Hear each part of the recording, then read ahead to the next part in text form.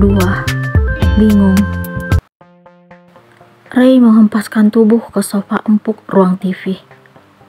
Ia masih tidak percaya dengan kejadian yang telah ia alami di kampus tadi. Ia juga tidak habis pikir kalau seorang gadis telah berani menolak bahkan menyakiti dirinya. Ia kembali mengingat bahwa tidak sedikit gadis-gadis di kampus yang tertarik dan berharap menjadi kekasihnya. Tetapi dengan sadar ia selalu berusaha menolak mereka. Baginya, hanya Devi sosok yang mampu menggetarkan jiwa dan perasaannya. Gadis itu telah berhasil memasuki ruang hatinya yang paling dalam. Andini, Ibu Ray, keluar dari arah dapur dan mendapati anak laki-lakinya dengan wajah murung. Ia heran melihat sikap Ray yang tidak seperti biasanya, karena ia tahu anaknya sangat periang. Wanita itu mencoba mendekati Ray, lalu bertanya, "Kamu kenapa, Nak? Tumben wajahnya ditekuk gitu. Biasanya paling bahagia kalau udah pulang dari kampus." Ray terkejut mendengar suara ibunya. Ia pun segera bangun dari rebahan, lalu meminta sang ibu duduk. "Duduk, Mah." Andini akhirnya duduk di samping putra tunggalnya itu. Ia ingin tahu apa alasan Ray hingga menunjukkan wajah tidak seperti biasanya. "Anak Mama kenapa murung?" tanya Andini kepada Ray. "Ray lagi sedih, Mah." Ray menunjukkan wajah ingin dimengerti. "Sedih kenapa?" Gadis yang Ray suka tega melukai perasaan Ray. Ray tidak pernah mampu untuk tidak terbuka kepada wanita yang telah melahirkannya tersebut. "Maksudnya, dia menyakiti kamu?" "Iya, Mah." Dia nolak Ray. Anak Mama setampan ini ditolak sama seorang gadis. Hehe. Andini merasa lucu mendengar pengakuan Ray. "Kok Mama senyum?" Ray sedikit heran melihat senyuman ibunya. "Lucu dong bagi Mama. Ternyata ada juga gadis yang nolak kamu. Biasanya Mama dengar kamu selalu cerita tentang mahasiswi-mahasiswi yang sering ngejar-ngejar kamu." "Itu dia anehnya, Mah. Ini cewek memang beda banget pokoknya. Ray yang ngejar dia, malah ditolak." Ray bersemangat melanjutkan ceritanya tentang gadis pujaannya. "Tuh kan, kemarin pada nolakin gadis-gadis lain. Nggak taunya sekarang malah ditolak." Hahaha. Andini tidak kuasa menahan tawa. Mama bukannya dukung anaknya, malah ketawain.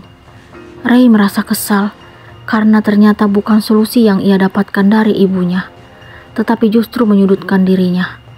Akhirnya, Ray memilih beranjak meninggalkan ibunya yang masih tertawa karena mendengar cerita yang ia sampaikan. Seperti biasa dalam keluarga Ray, selalu diterapkan kekompakan dan disiplin. Makan malam bersama tidak pernah mereka lewatkan, kecuali ada sesuatu keperluan yang tidak mungkin ditinggalkan. Walaupun Andini telah mentertawakan Ray tadi siang, tetapi setelah berada di meja makan, mereka kembali menunjukkan sikap harmonis. Keluarga bahagia itu menikmati makan malam dengan santai, sambil sesekali mengobrol seadanya. Sarma merupakan kepala rumah tangga yang tegas terhadap anak-anaknya, tetapi ia tetap menunjukkan rasa kasih sayang kepada keluarganya. Sarma memiliki 2 orang anak, Ray dan Tania Mahendra. Tania saat ini masih duduk di bangku SMA kelas 12. Walaupun Sarma sangat tegas terhadap anak-anaknya, tetapi ia memanjakan putri bungsunya. "Tumben makannya sedikit, Kak." Tania memperhatikan porsi makan kakaknya yang tidak seperti biasanya. "Kenapa, Ray? Kamu sehat kan?" Sarma turut menimpali Tania. "Sehat, Pak. Ini lagi kurang nafsu aja, mungkin kecapean." Ray mencoba memberikan alasan yang dapat diterima. Maklum, Pak." Tiba-tiba Andini membuka suara. Ray melihat ke arah ibunya itu untuk memberikan isyarat. "Maklum kenapa, Mah?" Sarma penasaran. "Anak Papa patah hati tuh." Isyarat yang Ray berikan kepada ibunya ternyata sia-sia. Andini tetap mengatakan yang sebenarnya kepada Sarma. "Patah hati?"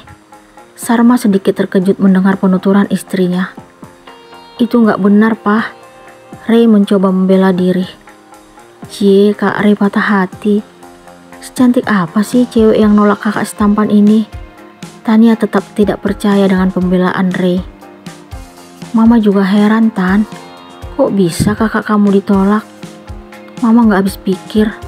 Andini membuat Ray makin tidak bisa berkutik.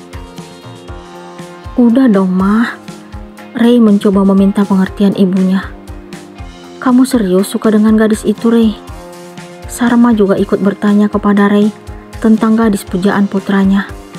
Iya, Pak, jawab Ray spontan.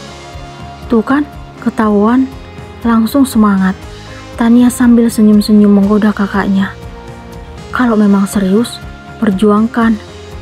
Sarma memberikan dukungan kepada Ray. Ray udah ngajak dia duduk di pelaminan, tapi dia nolak. Penjelasan Ray membuat semuanya sontak tertawa. Hahaha, pantas aja ditolak. Ternyata kamu ngajak duduk di pelaminan, ucap Andini dengan tawa yang sulit ditahan. Ray bingung melihat sikap orang tua dan adiknya. Saat ia berusaha jujur menceritakan tentang keseriusannya terhadap sang gadis pujaan, justru ia ditertawakan keluarganya. Keesokan harinya di rumah Devi. Dev, nanti sore ikut mami ya. Anjani, ibu Devi, menyampaikan permintaan kepada putrinya saat sarapan pagi ini. Kemana, Mi? Devi penasaran. Teman mami ingin kenalan sama kamu. Kok bisa? Katanya dia suka melihat kecantikanmu. Aneh deh. Sebelumnya kami pernah ketemu, Mi. Belum sih. Beliau lihat foto kamu di ponsel mami. Terserah mami aja deh. Devi ngikut aja. Gitu dong. Anak mami memang penurut. Anjani memeluk putrinya itu. Amir, ayah Devi, hanya tersenyum menyaksikan tingkah istri dan putrinya. Ia turut senang apabila melihat dua wanita yang ia cintai juga bahagia. Setelah selesai sarapan, Devi berangkat ke kampus diantar ayahnya. Kantor Amir melewati kampus anak tunggalnya tersebut. Amir selalu mengantarkan Devi ke kampus agar dapat mengontrolnya. Laki-laki parubaya tersebut selalu berusaha memberikan yang terbaik untuk putrinya. Setelah tiba, Devi langsung memasuki kampus. Namun, ia sangat terkejut karena kembali melihat laki-laki yang telah bersikap aneh dan nekat menurutnya. Pagi cantik, Ray masih tetap dengan sebutan khusus yang ia berikan kepada Devi. Minggir, aku mau lewat. Devi berusaha menepiskan tangan Ray yang mencoba menghalangi langkahnya. Kasih aku kesempatan untuk ngomong. Ray tetap bersikeras untuk menahan langkah Devi. Nggak ada yang perlu diomongin. Aku nggak kenal kamu. Minggir. Devi meninggikan suaranya. Walaupun kamu mengaku tidak mengenalku, tapi aku akan tetap mengajakmu duduk di pelaminan bersamaku. Ternyata Ray tidak berputus asa dan patah semangat, walaupun telah mendapatkan penolakan dari Devi. Buktinya, ia masih tetap mengucapkan kalimat yang sama saat pipinya ditampar oleh gadis pujaannya tersebut. Kamu benar-benar gak waras ya? Susah dibilangin. Kalau kamu masih menghalangi jalan, aku teriak nih. Devi mencoba bersikap tegas. Ternyata Ray justru memberikan jawaban yang membuat Devi makin kesal. Teriak aja, aku gak takut.